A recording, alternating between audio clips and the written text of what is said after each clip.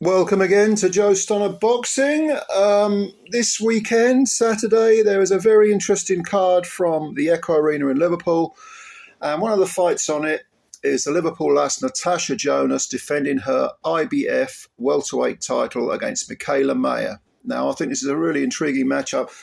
NATASHA, Southpaw, 14 wins, 9 KOs out of 14 wins, which is pretty good. 2 defeats, 1 to Katie Taylor and 1 to Vivian Obernerf, where she was stopped. That was early on in her career.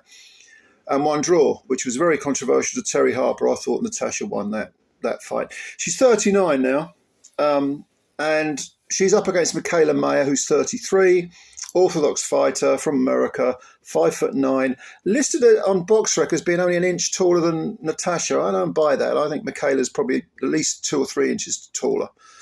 And has always had that sort of long-limbed, gangly sort of look about her, although she's very well schooled. Both these girls have good amateur backgrounds, good schooling.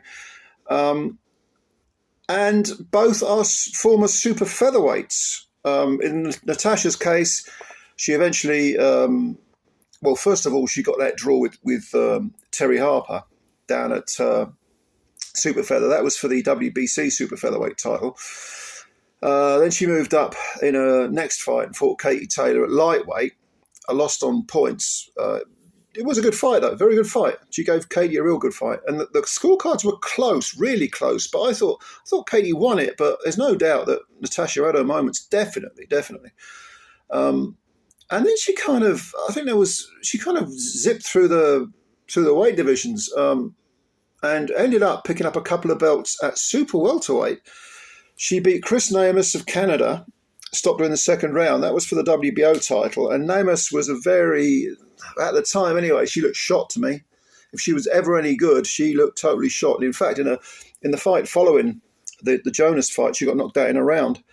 I don't know if she's still fighting. Probably not. I hope not, because she looked terrible. But the second title that NATASHA picked up was against the previously undefeated Patricia Bergelt. And that was a 10-round decision. That was for the WBC title. She then had a unification against Marie-Eve Decaire. And I think Marie she was once beaten, I think. I think she had 18 wins and 1 defeat, no draws. And NATASHA won that. And she won it, pretty convincingly. Both the Bergelt and the Decaire victories were wide. Certainly the Bergelt one, she virtually outclassed her. If she didn't whitewash her, she came very close. And then she decided to move down from super welterweight to welterweight because she was never, ever a super welterweight. She's not really a welterweight, NATASHA. But she moved down and she beat up Candy Wyatt in 8 rounds, stopped her. Candy was long seen better days. That was for the vacant IBF welter title, which she defends against MIKAELA. Now, MIKAELA, we all know about the fight with Alicia Baumgardner back in October of 2022. Controversial decision, especially in light of Baumgardner popping hot for PEDs. That was a split decision loss. I happen to think, like a lot of people, I happen to think that MIKAELA Mayer won that fight and won it by at least 2 points. She then came back at lightweight, because that was at super featherweight. That was an undisputed title fight. In fact, MIKAELA held the IBF and the WBO titles. WBC and the WBA were held by Baumgardner. Baumgardner got the controversial decision, so it's back to square one for MIKAELA. After being beaten by Baumgardner, she fought Lucy Wildheart, outpointed her wide. That was for the WBC interim lightweight title, but she didn't stop off at lightweight. No. Straight up to light welter, or super lightweight if you prefer, and outpointed Sylvia Borbot over 10. Obviously, all of these are 10-2s. In fact, Steve Gray was the only arbiter in that, and he gave every single round to MIKAELA, even though it was a 10-rounder. They don't normally have. Do they have? Yeah. I'm trying to think if they ever have in the men's game, if any 10-rounders are just scored solely by the referee. Yeah, they are, aren't they? I think they are. Anyway, that aside, MIKAELA's now moving up to welterweight to fight Natasha, and both these women, I don't think either of them is really a welterweight. MIKAELA says, yeah, I'm doing all right. But I saw her interviewed recently, and she looked quite fat in the face. I mean, a lot pudgier in the face, and also her midriff looked not fat. I mean, she's not fat, but there was a little bit of a spare flesh on the middle. Whereas Jonas, even when she's fought up at light middle, you know, super welterweight, she's never really gone above 150, and she seems to carry the weight quite well. I mean, she's quite sort of bottom heavy, if you see what I mean. I don't want to be rude, but whereas Mayer is sort of, you know, straight up and down. She's more parallel lines, if you know what I mean. I would say Natasha has probably settled into the weight better, or she's probably because she's had more time to.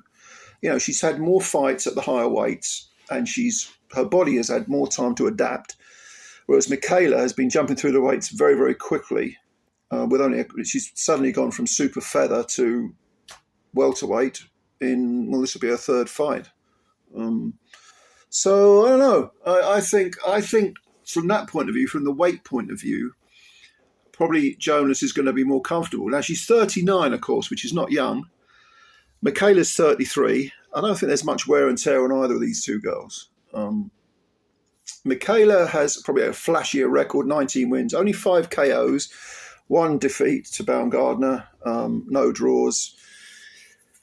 And like I say, southpaw, Jonas is southpaw, MIKAELA's orthodox.